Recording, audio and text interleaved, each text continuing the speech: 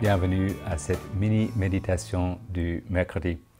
Le psaume 90 nous incite à la sagesse pour cette rentrée, à compter nos jours. Il me semble qu'en général, nous avons appris, grâce à la Covid, à reconnaître plus aisément notre fragilité et la courte durée de notre vie. Comme l'exprime l'auteur Moïse dans ce psaume, Dieu nous fait retourner à la poussière après 70 ou 80 ans. Le temps passe vite et nous nous envolons. Si nous avons du mal à digérer notre finitude, il est encore plus difficile de faire face à l'explication qui nous est fournie. Versets 7 et 8, « Nous sommes consumés par ta colère et ta fureur nous épouvante. Tu mets devant toi nos fautes. » C'est vrai pour l'humanité en général. Du fait de la rébellion contre Dieu, la colère juste de Dieu se manifeste entre autres par la mort. Vous vous souvenez de Genèse 3 ? Oui, tu es poussière et tu retourneras à la poussière. Et donc la mort arrive. Mais voici la façon sage d'y réagir. On le trouve dans le verset pivot du psaume, le verset 12. « Comptons nos jours, comptons nos jours. » Qu'est-ce que cela veut dire dans la pratique ? Eh bien, après le pivot, donc à partir du verset 13, nous constatons que Moïse demande à Dieu de remplacer sa colère par la miséricorde.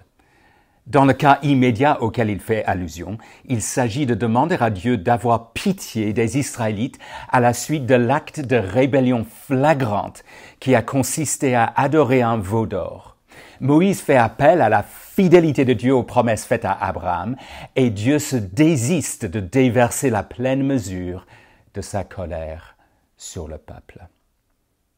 Dans notre cas, nous nous tournons vers la croix et nous lui demandons de faire preuve de miséricorde, pour la première fois ou la énième fois.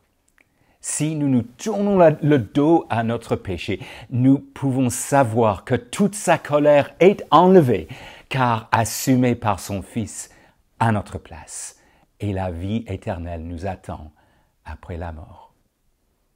Et entre-temps, pour reprendre l'expression qui est répétée dans ce psaume, nous agissons en serviteurs de Dieu.